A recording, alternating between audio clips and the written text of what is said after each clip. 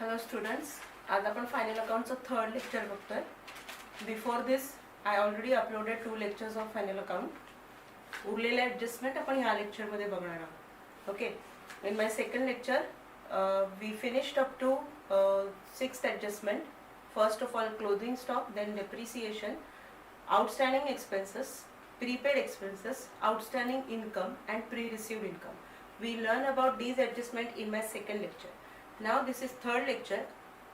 तुमच्यासाठी पुढच्या ॲडजस्टमेंट्स मी ह्या लेक्चरमध्ये घेऊन आले. Let start with that. Next adjustment which is very important adjustment and little bit critical adjustment for the student is bad debts. Okay, bad debts. Now, first of all, understood what is bad debts. Bad debts means what? Bad debts is nothing but the irrecoverable amount from debtors. Okay, when we are selling goods to debtors on credit, we are supposed to receive amount from them, and if suppose one particular debtor is failed to pay the amount, he declared himself as insolvent, then that turn out as bad debts for ourselves. Understood? If suppose, for example, we sold goods to Mr. X for rupees 1 lakh. Sold goods to Mr. X for rupees 1 lakh. किती लॅक से goods विकले आपण mister x ला? 1 lakh से. Okay, 1 lakhs मध्ये on credit, of course on credit.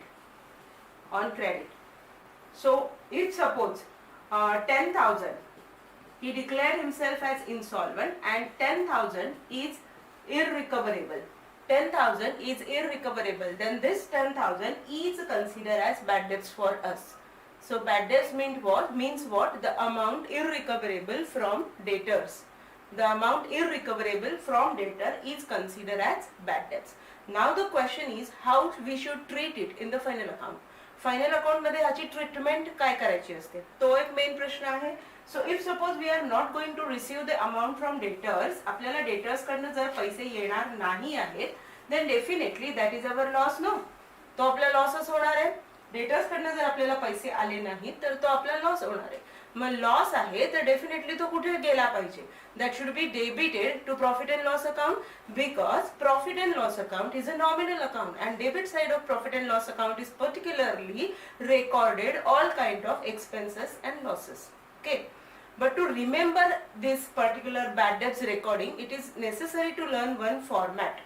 एक format शिकायचा असतो, कारण bad debts आपले काही जुने असू शकतात. नवीन बॅड डेब्ट्स एखाद्या करंट फायनान्शियल इयरचं, ज्याचं आपण फायनल अकाउंट बनवतोय त्या करंट इयरचे काही नवीन बॅड डेब्ट्स होऊ शकतात. तर मग त्याची ट्रीटमेंट कशी करायची, त्यासाठी मी तुम्हाला एक सिंपल फॉर्मॅट पहिले शिकवणार आहे. तो फॉर्मॅट पूर्णपणे नीट लक्षात ठेवायचा, म्हणजे ट्रीटमेंट सुद्धा तुमच्या नीट लक्षात राहील. Let's see what is that format. First of all, bad debts old. Okay, see the format very carefully. Bad debts old and bad debts new. Okay, and RDD new.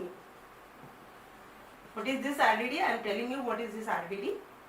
RDD new less RDD old. This is what the format that we have to learn thoroughly. Okay, now this answer, this may be positive or negative. Answer positive सुद्धा असू शकतं किंवा negative सुद्धा असू शकतं. What will be the treatment if the answer is positive and what will be the treatment if the answer is negative? I'll tell you later on. First of all, bad debts म्हणजे काय मी तुम्हाला सांगितलं. Bad debts is the irrecoverable amount from debtors. आता इथे तुम्ही बघाल तर ह्या फॉर्मॅट मध्ये दोन बॅड डेब्ट्स दिसतात. एकासाठी मी ब्रॅकेट मध्ये लिहिलेलं आहे ओल्ड आणि एकासाठी ब्रॅकेट मध्ये लिहिलेलं आहे new. So bad debts old means what? It is previous bad debts. आधीचे बॅड डेब्ट्स आहेत, it is already presented in the trial balance. Trial balance मध्ये ते दिलेले असतात. ओके, जे बॅड डेब्ट्स ट्रायल बॅलन्स मध्ये दिलेले आहेत ते काय असतात? Bad debts old. If the bad debts are given in the trial balance, that bad debts are considered as bad debts old. आधीपासूनच आहेत. Add bad debts new. त्याच्यामध्ये आपण bad debts new add करतो. So what is this bad debts new? It is given in the adjustment. ज्या final account मध्ये trial बॅलन्सच्या खाली adjustment असतात ना, तिथे तुम्हाला ऍडजस्टमेंट दिलेली असते. That debtors of so and so amount are consider as bad. Okay, so if the adjustment is given regarding bad debts, की असे काही पैसे आपले बुडालेले आहेत डेटर्स कडनं, then that consider as bad debts new. It is given in the adjustment. Add RDD new. RDD new is also given in adjustment. RDD new हे सुद्धा adjustment मध्ये दिलेलं असतं.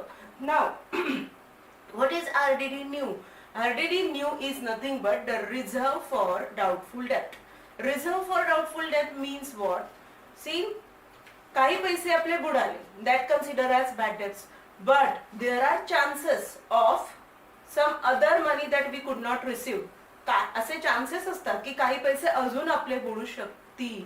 Okay, possibilities are there. For that purpose generally the businessman kept aside certain amount from the net profit. Net profit we derive from profit and loss account. No, आपल्याला net profit कुठून भेटतो? Profit and loss account मधनं. म्हणजे finally आपण gross profit मधनं P&Lच्या figure सगळ्या debit साइडच्या लेस केल्या की आपल्याला नेट प्रॉफिट भेटतो. So whatever net profit that we are receiving, there are chances that in future there could be some such irrecoverable amount from the debtors.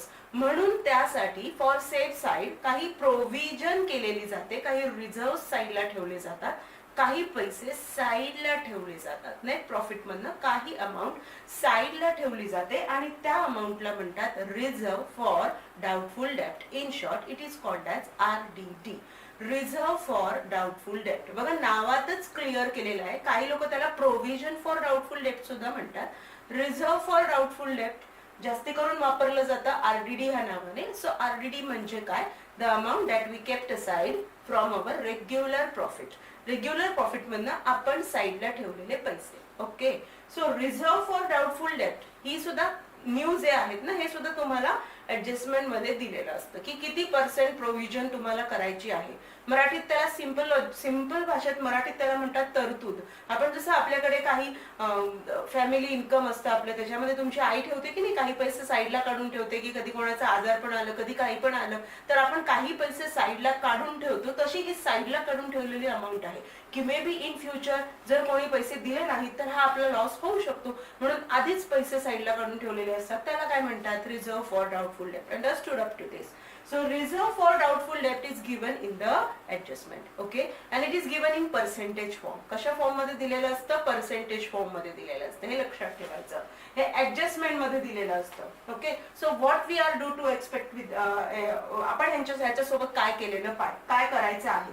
First of all, bad debts total is given to you in the trial balance. We have to put the figure in that.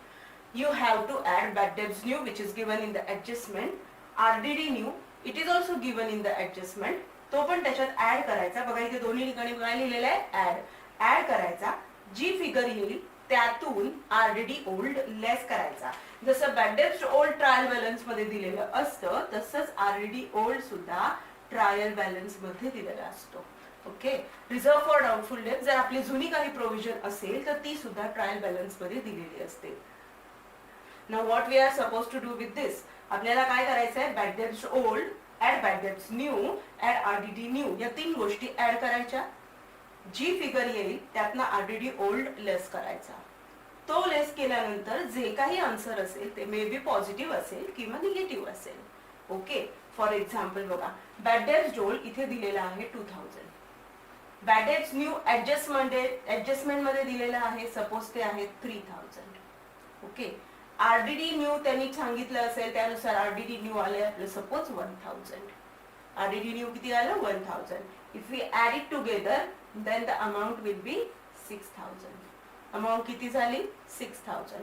या 6000 मधनं suppose RDD old final account trial balance मध्ये तुम्हाला दिलेला आहे 5000. 6000 मधनं 5000 easily deduct होऊ शकतात. So here your answer is positive. तुमचा आन्सर पॉझिटिव्ह आलाय की नाही? मग जर तुमचा आन्सर पॉझिटिव्ह आलं, if the answer is positive, if the answer is positive, then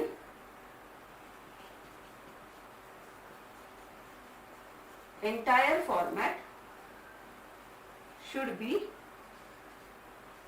on debit side of profit and loss account.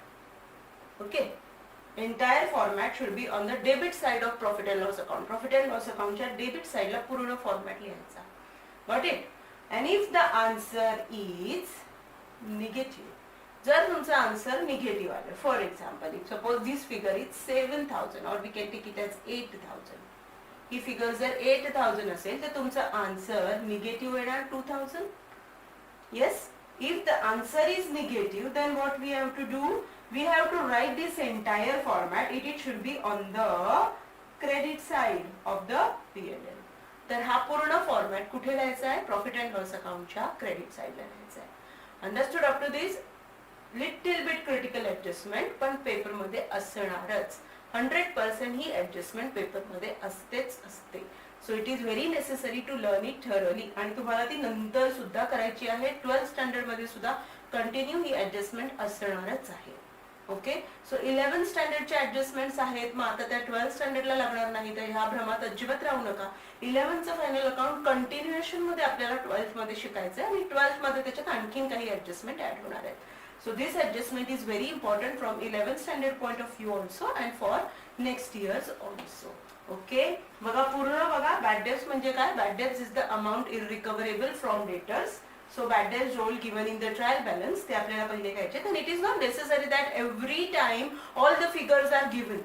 कधी कधी काही फिगर्स नसतील दिलेल्या ना, कीप इट ब्लँक. समजा bad debts role नाहीच आहे तरी हा फॉर्मॅट असाच बाय हार्ट करून टाकायचा. bad debts role नाही आहेत ना, keep it blank. No, blank ठेवा, ब्लँक ठेवा. बॅटर जोड नाही आहेत तर बाकीच्या फिगर प्लेस करा ज्या दिलेल्या आहेत त्या.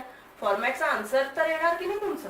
बॅड डेब्ट्स न्यू 3,000 दिलेत, आरडीडी न्यू 1,000 दिलेत. नाव the answer when we add with the two figures answer will be 4,000. and if suppose RDD old is given, RDD old दिलेला आहे 3,000, तर तुमचा आन्सर आला positive 1,000. May be 1 or 2 figures will not be there. काही 1-2 figure नसतील सुद्धा. पण ह्याच फॉर्मॅट मध्ये ज्या फिगर नाहीये तिथे आपल्याला काय करायचंय? Just we have to put dash. आपल्याला डॅश टाकायचं आणि आन्सर पूर्ण फॉर्मॅटचं पहिले काढून घ्यायचं. काढून घेतल्यानंतर मग बघायचं वेदर इट इज पॉझिटिव्ह और negative. You have to do it रफली तुम्हाला पहिले एक आयडिया घ्यायची आहे आणि then you have to record it either on the debit side of profit and loss account or on the credit side of profit and loss account. Okay, पहिले रफली workout करून बघायचं थोडंसं. आन्सर काय येतं ह्याची आयडिया घ्यायची. पॉझिटिव्ह येतंय का निगेटिव्ह येतंय? निगेटिव्ह येतंय तर P&Lच्या क्रेडिटला लिहायचं. पॉझिटिव्ह येतंय तर P&Lच्या डेबिटला लिहायचं. Understood? This is only one effect.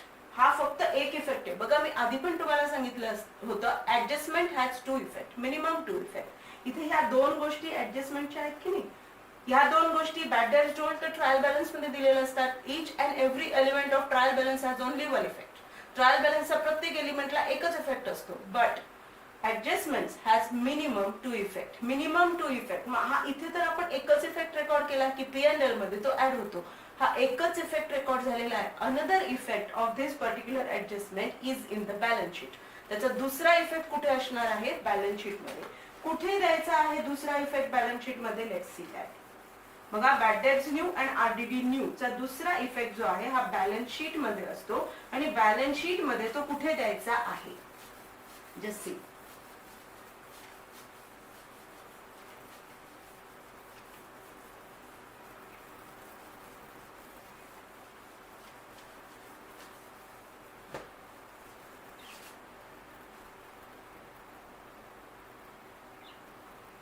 जसे बॅलन्स शीट मध्ये हा इफेक्ट कुठे द्यायचा आहे? बॅलन्स शीट मध्ये आपण डेटर्स कुठे लिहितो? असेट साइडला ऑफकोर्स. Balance sheet effect. आता मी तुम्हाला काय दाखवते याचा?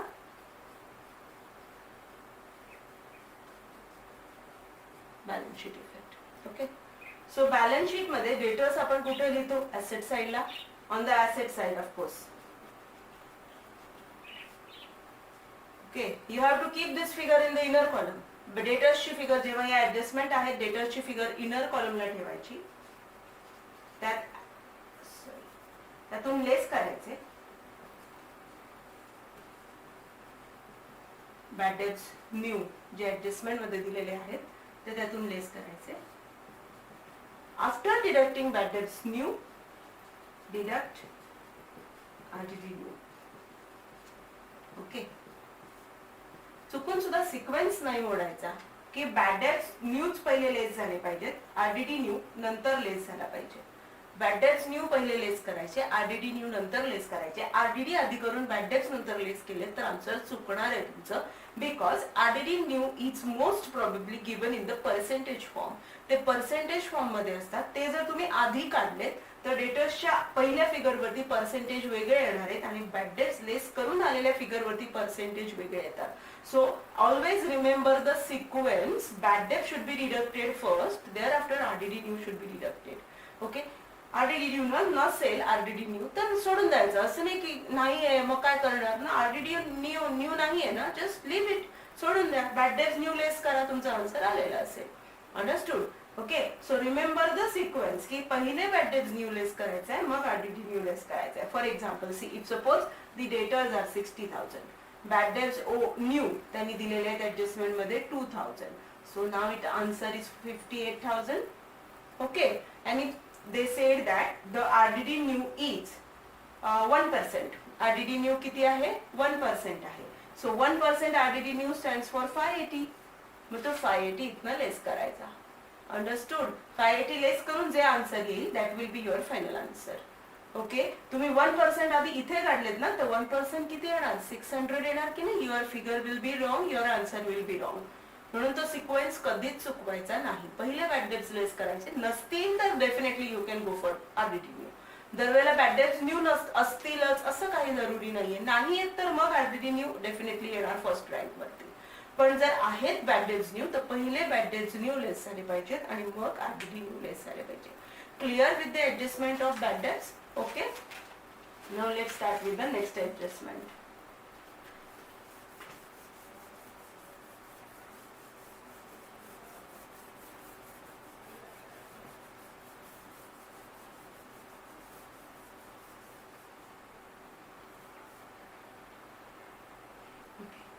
Let's start with reserve for discount on debtors. Okay, थोडीशी वेगळी adjustment.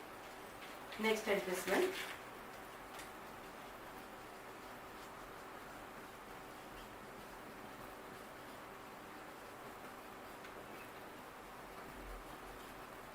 रिझर्व फॉर, बघा हे काय आहे?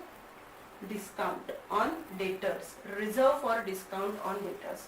ना डेटर्स म्हणजे मी परत तुम्हाला सांगितलं, debtors are the person to whom we sold goods on credit. So for early recovery we may allow certain discount to them.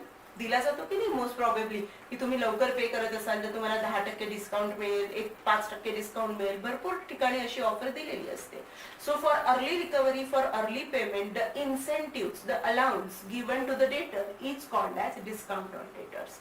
Okay. So we are giving them certain discount for early payment. आपण त्यांना discount देतोय early पेमेंटसाठी. We are allowing them discount. जर एखाद्याकडनं 1 lakh rupees recovery आहे, debtors कडनं 1 lakh rupees यायचे आहेत आणि suppose we are allowing him 10% discount for early payment, आपण त्याला 10% डिस्काउंट देतोय. Means 1 लाखचे 10% stands for 10,000. Okay, 1 lakhचे 10% stands for 10,000. So we are giving him 10,000 discount for the recovery of remaining 90,000.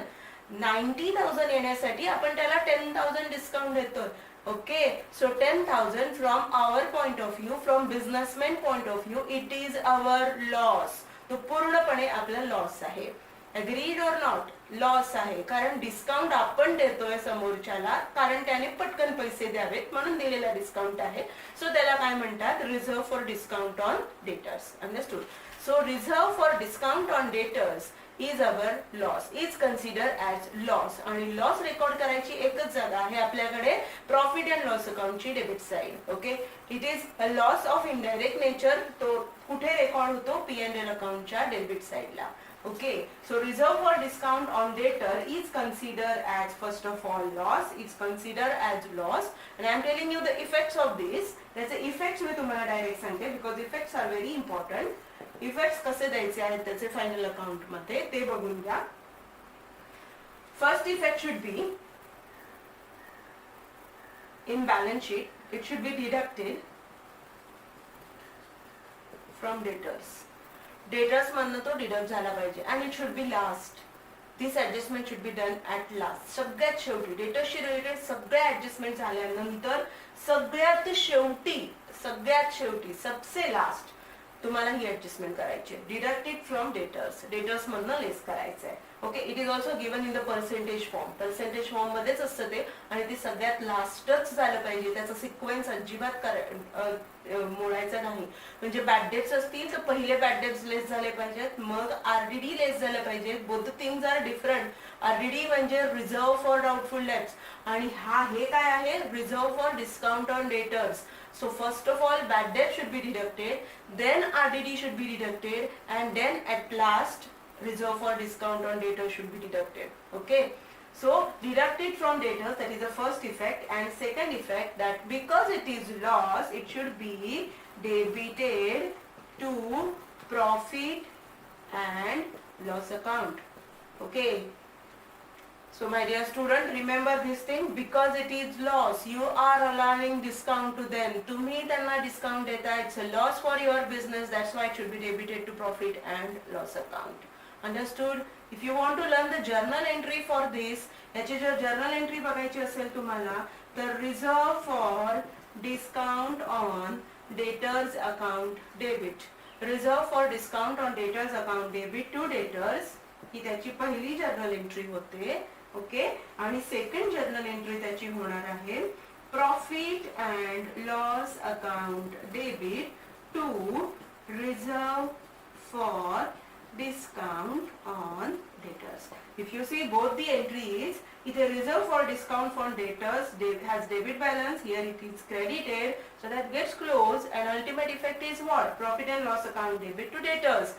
These are the two effects. It should be recorded on the debit side of profit and loss account, so profit and loss account debit, and it should be deducted from debtors. Debtors ला इथे बघा काय पडलेलं आहे, credit. Debtors as debit balance, it is considered as your asset, and I told you again and again, all assets has debit balance. प्रत्येक ऍसेटचा balance काय असतो, debit. इथे बघा डेटर्सला मी काय दिलेलं आहे, credit. So if you are giving the opposite treatment, then it is what, you are deducting it. Debtors मधनं तुम्ही डिडक्ट करत आहात. Okay, opposite treatment is given म्हणजे तुम्हाला आधीचा जो बॅलन्स आहे त्याच्या एक्झॅक्टली अपोजिट ट्रीटमेंट जर्नल मध्ये पडली म्हणजे तुम्हाला तो बॅलन्स कमी करायचा आहे. Understood? So you just remember the effects. तुम्हाला इफेक्ट्स लक्षात ठेवण्याशी मतलब आहे, इफेक्ट्स नीट लक्षात ठेवा. Okay, deducted from debtors and debited to profit and loss account. Okay, now let's move on to the next adjustment, reserve for discount on creditors.